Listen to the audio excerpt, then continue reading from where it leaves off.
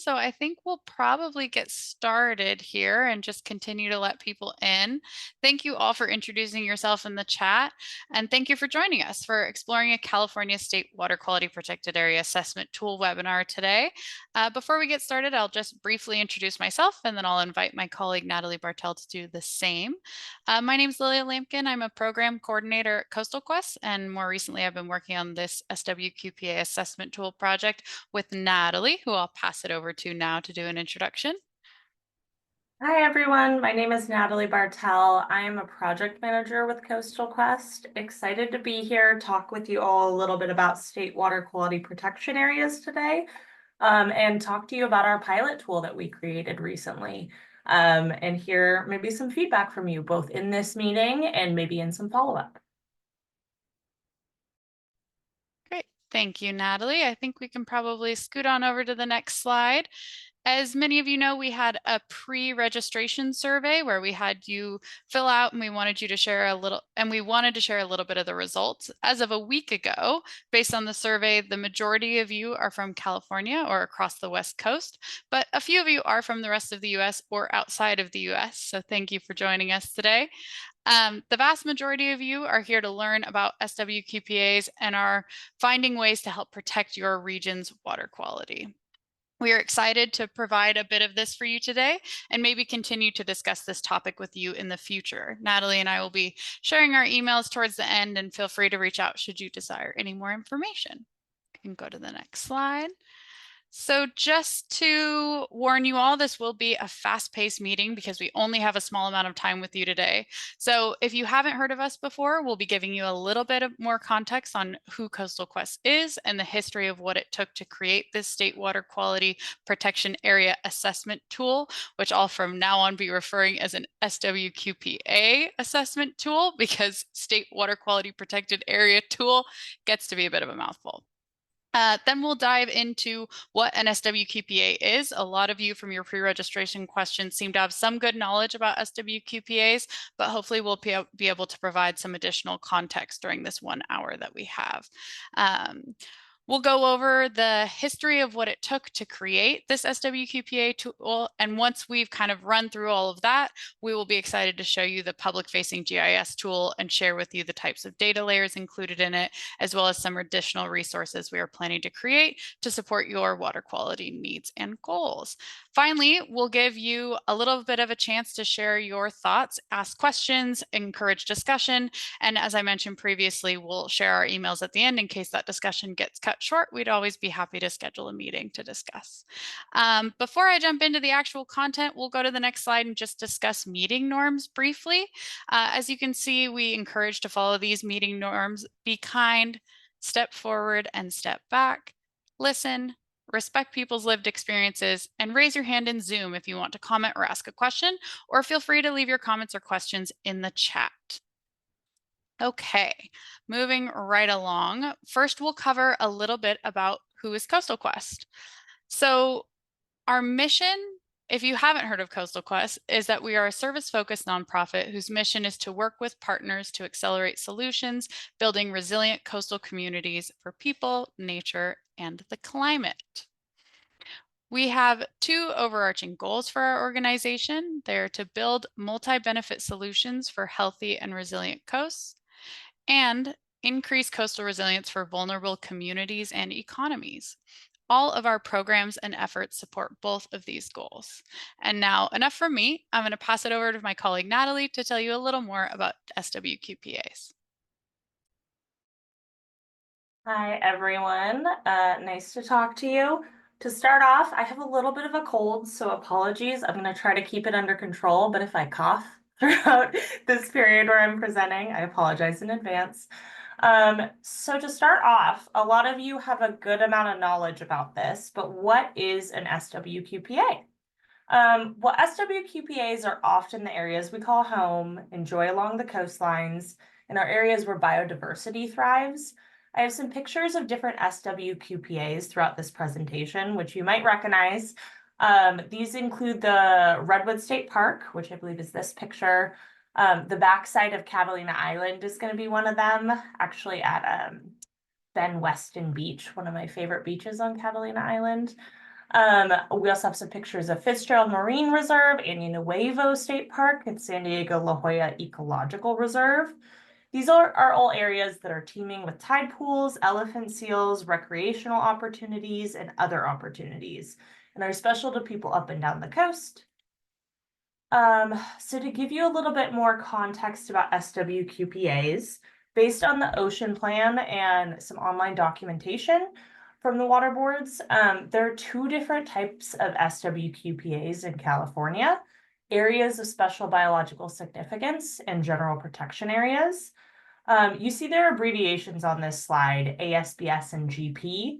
Like Lilia said before, these are a lot of words, so I'm probably going to use a lot of these abbreviations as I go through this, so I'm not stumbling over a million words to you all as I'm trying to explain stuff. The simple summary of these two designations is that in ASBS, wastewater is limited. Wastewater shall not be discharged in these areas unless you go through a specific permitting process with the water boards. In general protection areas or GP areas, new point source wastewater outfalls are limited in those areas. Existing ones may be able to exist. So they're technically in a GP area, some wastewater flow can go through it.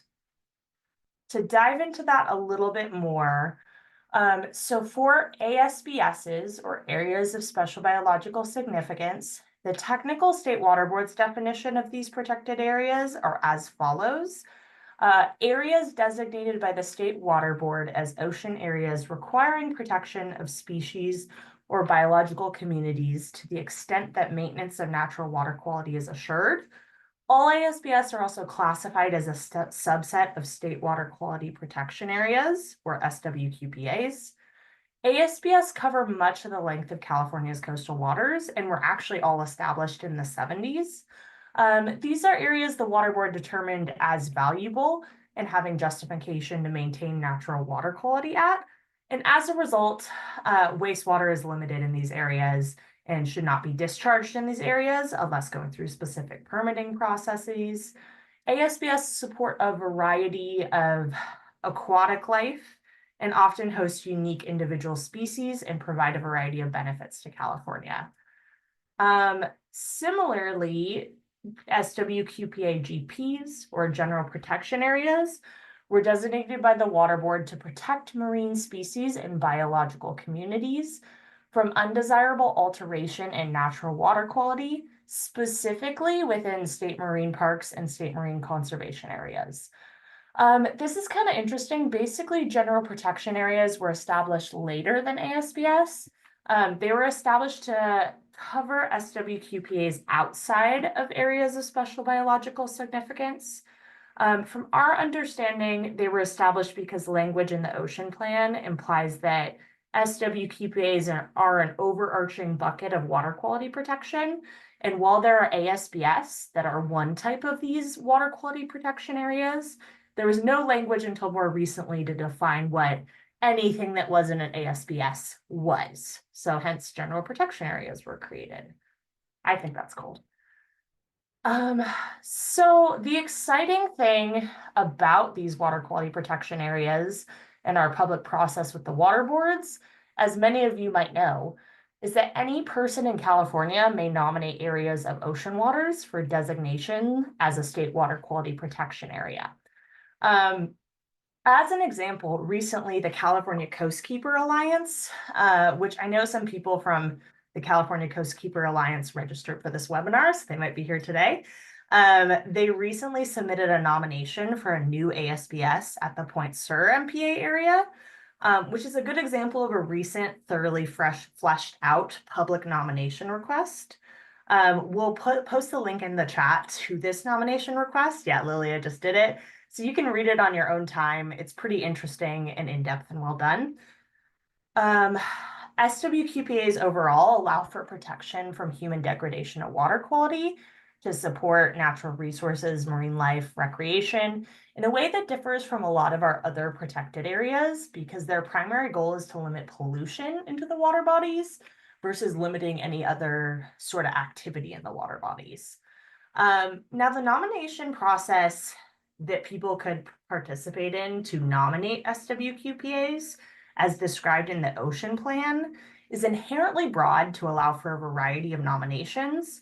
But to summarize what the Ocean Plan says broadly, someone who wants to nominate a region to be a state water quality protection area would need to make a nomination to the appropriate regional water board.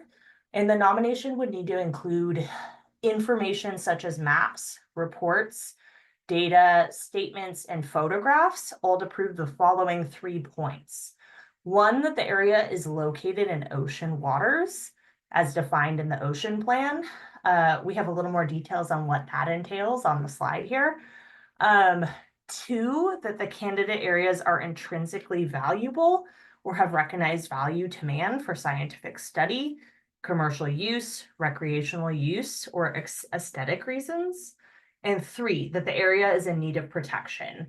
That maybe there's water quality issues that could happen in the future and the water quality is good, and there's reason to have to protect this area to support the intrinsic value that it provides to California.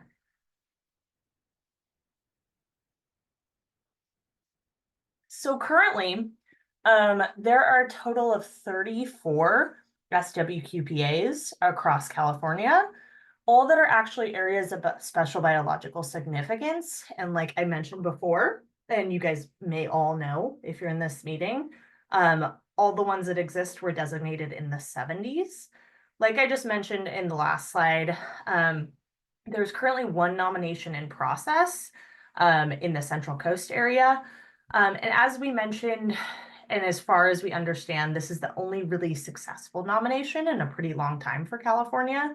So there's a lot of room for potential nominations if you have specific water quality needs going on across the state.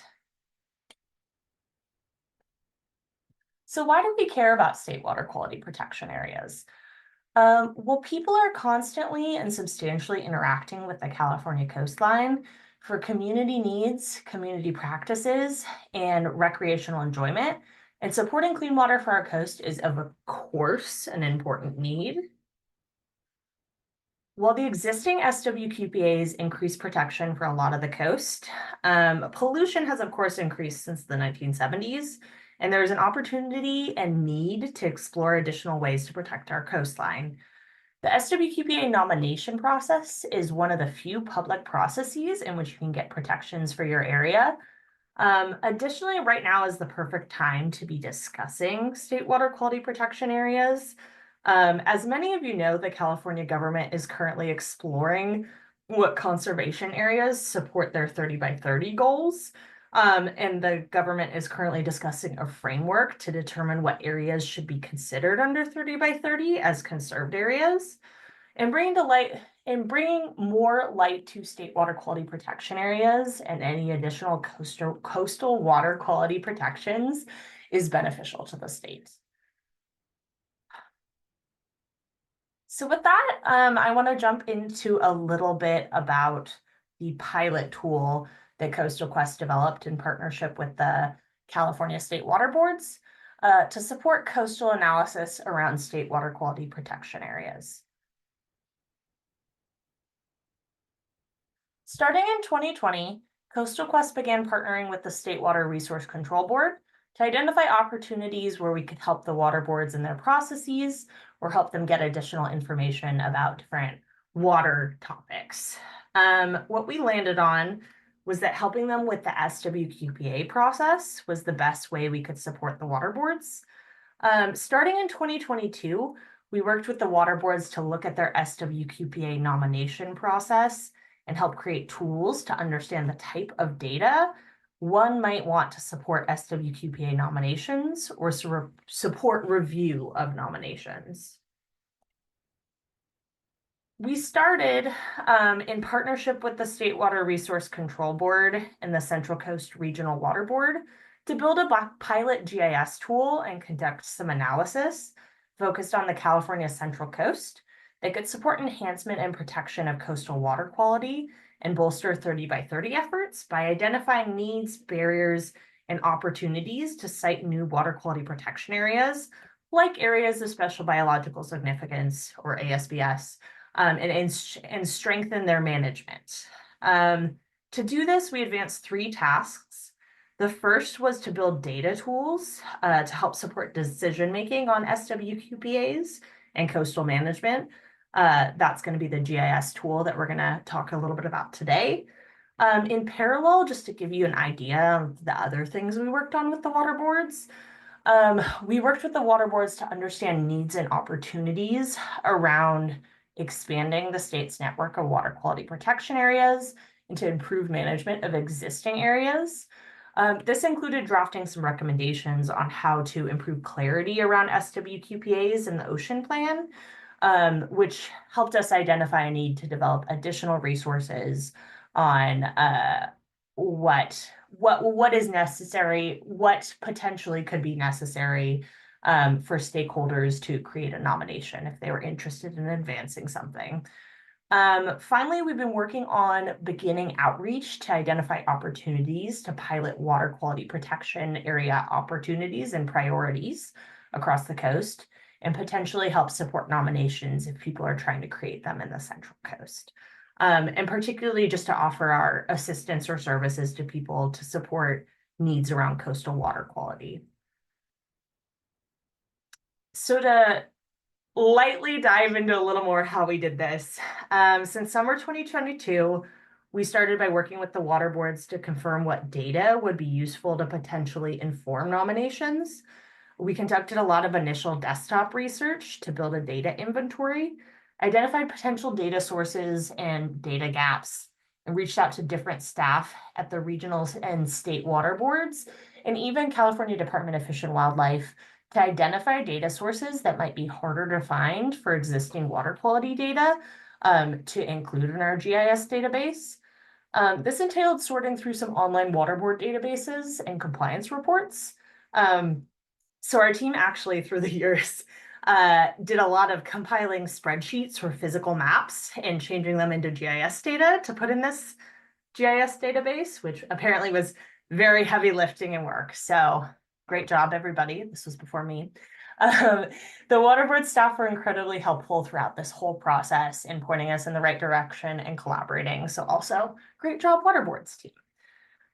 This was an iterative process where we continue to meet and reach out to the water board staff to identify and resolve data gaps.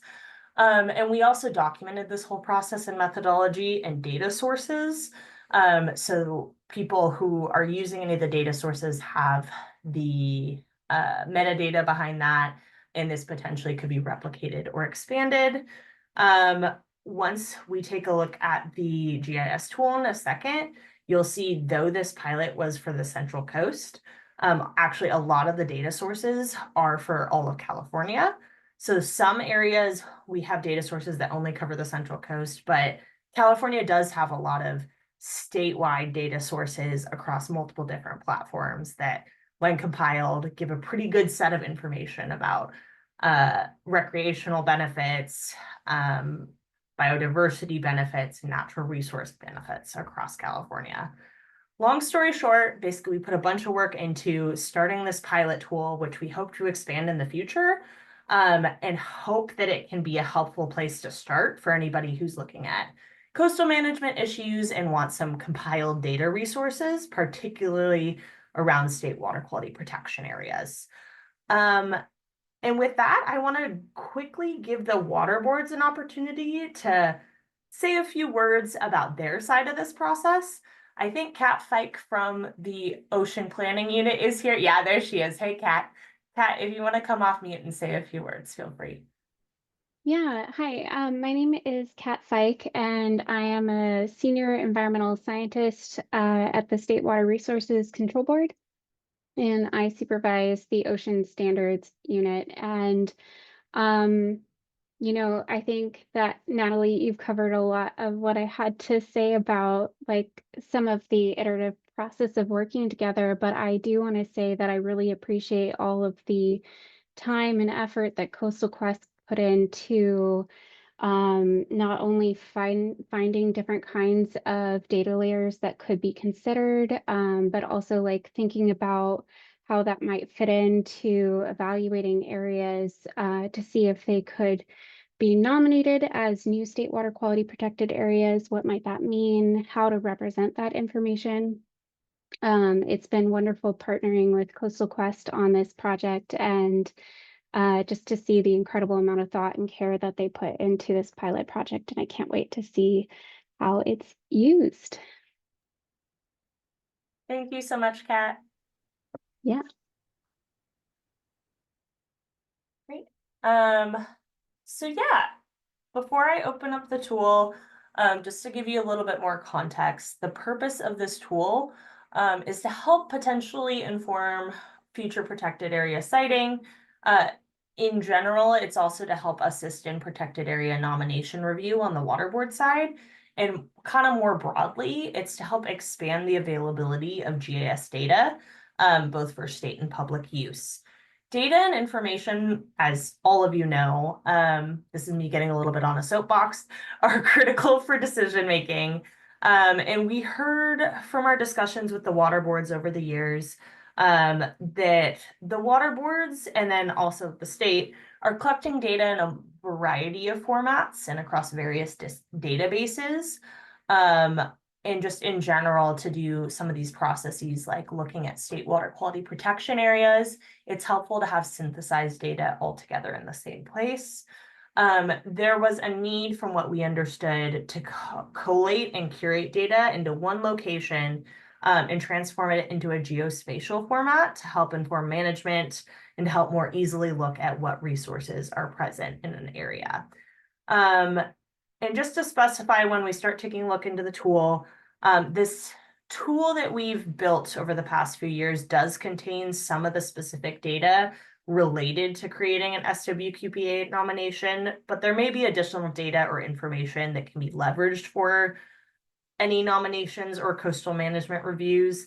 Like I said before, this is supposed to be a starting place to help support nominations, help support getting you started to think about what resources are present in specific areas. So with that, I want to quickly explore this tool with you all. This is a pilot public-facing version of the tool. We also have an ArcGIS desktop version and a lot of documentation about sources of the data layers, which we can walk through with you in individual meetings. And we're also planning to share some of those resources on our website in the near future. We're actually looking for ways that we can improve and expand this tool to help fit your needs. So we're really excited to hear any comments or thoughts you have about ways to make it better and more helpful for you. My plan, I'm going to quickly review how to navigate the map, which can be found on our website. And Lilia will share the link afterwards, after I explore it. I want to make sure I don't crash the tool as I'm exploring it with you all if we share the link while it's in process. I'll peek at where the existing SWQPAs are in the tool, so you can just see where the ASBS SWQPAs are up and down the coast, and review the types of data included in the tool. So with that, let me pull it over. It's hiding on my other screen. So this database, which is in ArcGIS Online, includes data on water quality, different types of discharges, biodiversity, the location of marine management areas, amongst other data points, and is a GIS mapping tool and database to help identify potential areas and opportunities for new water quality protection areas. Like I said before, this tool focuses on the Central Coast, but I think you can see even with just these marine management layers turned on, some of the layers go all the way up and down the coast. Our goal, we're scoping, expanding it statewide, and trying to explore interest in building a more and more interactive and detailed version of this tool that can be used by many stakeholders for a variety of ways, but this is the current iteration. Like I said, this tool is in ArcGIS Online. When you open it on our website too, it takes you to this legend page. You can see over here, this is what it's showing you. To look at the different data layers that are in it, you're going to want to go to the layers button up here. And if you click on that, and it takes its time, You can see all the different groupings of data layers that you can turn on and off in the tool. We have roughly 50 or so different data layers in this tool on subjects like water quality, infrastructure and recreation, natural resources and habitat, managed coastal areas, which are all the data that's turned on at the moment, species, and a few cartography layers. They're grouped by these overarching topics that I just went through. If you click into each of these, so like here on the water quality, you can click the little caret here to open up what the different layers are into it. You can see that there's a lot of different layers included under each of these overarching groupings. If you're not familiar with ArcGIS Online, how you turn on these different layers, you can see there's little eyeballs on the corner next to each layer that you can turn on and off to make them appear and disappear. You can hopefully see a little bit of action happening on the screen, but if I zoom in closer, right now I'm looking at the area right above Santa Barbara near Lompoc. If I start turning on all the water quality data, a bunch of different information pops up and down the coast. And you can click on some of these different data sources, and if it complies with me, yeah, there we go. It can show what these data sources are. For example, this is a monitoring site, I believe probably for MPA monitoring for water quality. If I click on this big guy right here, this will show that this is a state marine reserve, which is a type of marine management area. So you can get a lot of information just if you turn on and off these layers and look at the different details related to them. Each data layer that's in this tool was added specifically because it may be relevant to building a case for a new SWQPA nomination. And you can use this tool, this data resource, to assess whether there are natural resources, biodiversity, recreational resources, and maybe good water quality in a region, which is all information that might be helpful to justify a state water quality protection area. I want to run through one example for that. Oh, before I do that, I want to show just in general where all the areas of special biological significance are. So if you look up and down the coast right now, the only thing I have turned on is this areas of special biological significance layer. It's all these hatched ones, and you can see and click on all these different locations. So there's one ASBS at Magoo Lagoon to Latigo Point. There's ones across all of the Channel Islands. If you go up the coast, there's individual ones. These are all the ones that were designated in the 70s, but just up and down the coastline. But then, yeah, I will go through one example of just kind of how you could use this tool using the Channel Islands, the existing area of special biological significance as an example. So if you look at this area and you might go, hey, what is the biodiversity here? How is it maybe intrinsically valuable biodiversity and resource-wise? You could start by turning on some of the different layers. We have a kelp layer from a few years back, but you can see that kelp has been mapped around this area. So maybe there are a lot of kelp forest resources. If I turn on the eelgrass layer, you can see that there maybe are some historic eelgrass resources in this area. If I maybe then look at species data, we have a variety of different species data, such as pinniped haulouts and harbor seal haulout sites. You can see a lot of those popped up. So there may be a lot of large marine mammals that frequent the Channel Islands. It's also in the range of a variety of different bird species. There's deep sea sponges, if it cooperates with me, that are in the area. It also is part of a variety of fish population ranges. So there's a lot of biodiversity happening around here. You could also look on maybe the slightly more human side and look at infrastructure and recreation and see, are there dive sites here? Yeah, there's a lot of dive sites all around here. So a lot of people are exploring this area. Not much ports, fishing piers, or boat launches, but yeah, you have some and you don't have some in different areas. And just turning on these different layers and seeing what resources are present in a location might help build a case and justify why you think an area might require water quality protections. Like I said before, there's also a lot of water quality data here.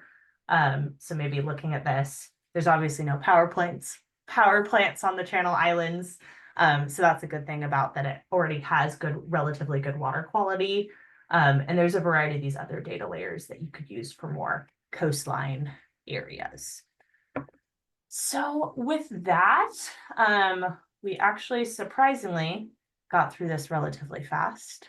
Lilia and I were worried that we had so much information it would take the whole hour. So with that, we would love to hear a bit from you.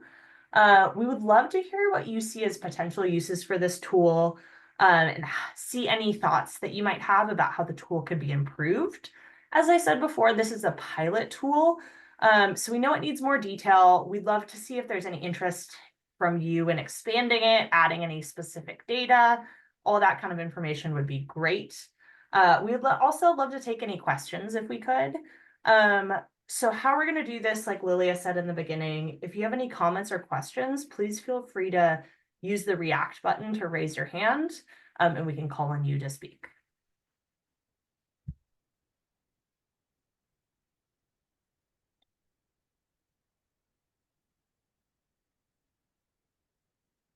In addition, just so nobody misses it, I dropped a link to the tool in the chat in case you want to explore on your own.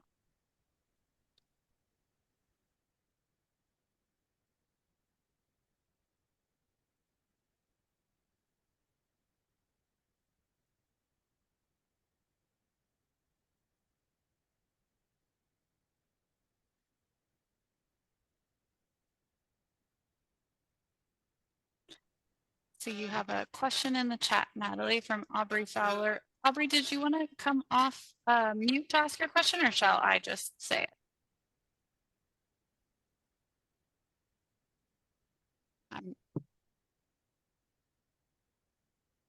That's totally fine, Aubrey. Yeah, I can just read it out loud.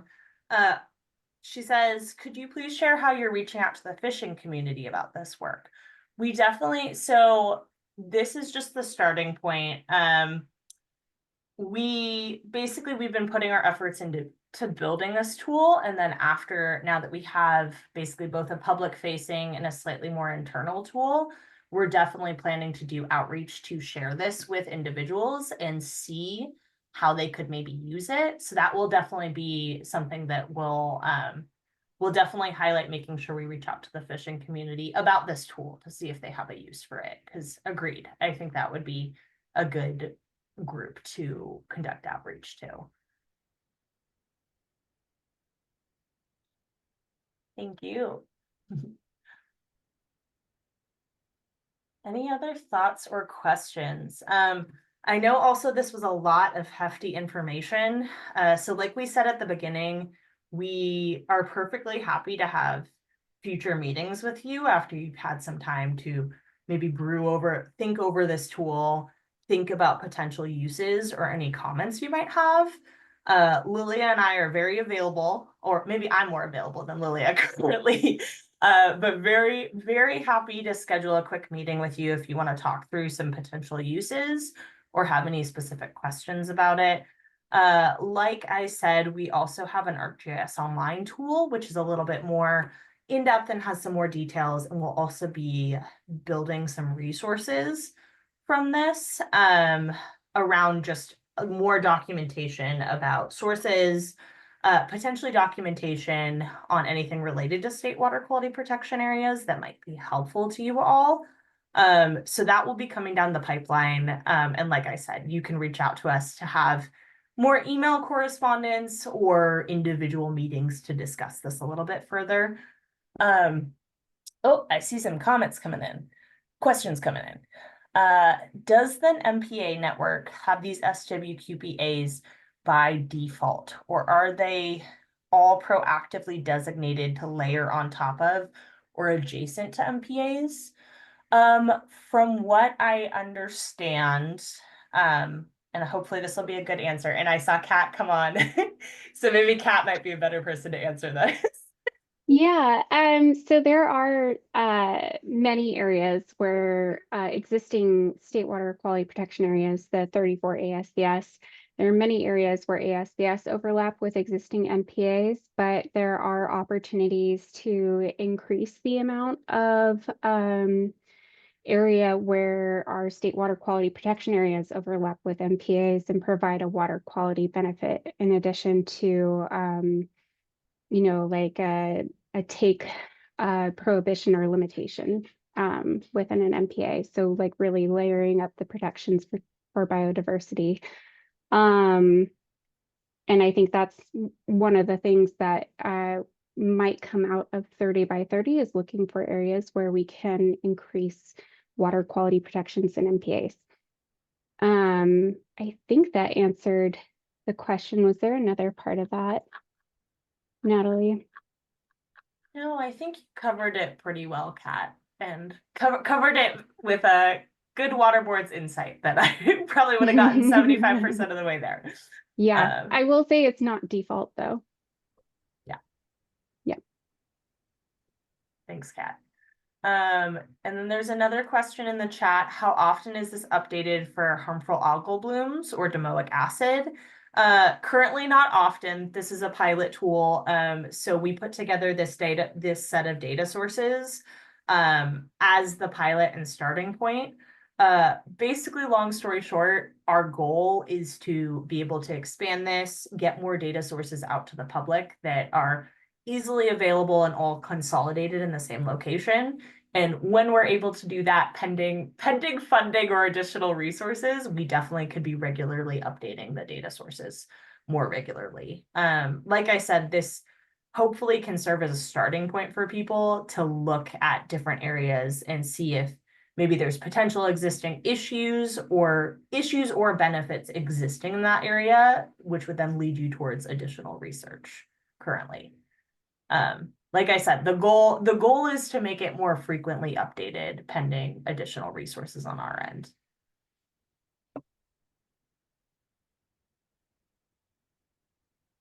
Anything else from anybody? Good questions, everybody.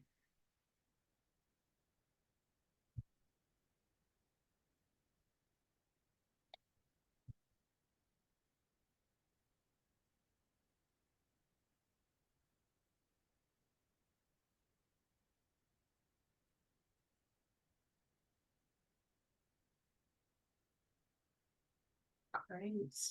Hearing nothing and giving my as long of a, oh, does OPC know you have this tool? Yes, they do. They do know we have this tool. We've had some discussions with the Ocean Protection Council about it. We're hoping to have additional discussions in the future. Thanks for the question, Bobby. And good to see you, Bobby. Great. Well, with that note, I don't want to keep us on too long. I'll give you guys maybe a few minutes back in your day. Thank you all so much for joining us today. Please feel free to explore the tool on our website in your own free time. Use it for your own needs if you would like. And again, like we said, feel free to contact us and chat with us a little bit more because we want to help you. If you have any specific water quality needs, we can support you on. Both Lilia and my email addresses are here on the screen. We'll try to share our email addresses after this too, in case you want to reach out to us and don't have time to record it on here. We are perfectly happy to meet with you individually because we know this meeting was relatively short and had a lot of information in it. We'd love to help support you in any needs you might have. And like I've said, probably 3 or 4 times, we'll be creating and sharing some additional resources in the next few months on our website to help expand what we can support around this SWQPA process, education, and needs. So please feel free to check back in or reach out to us if you have any questions.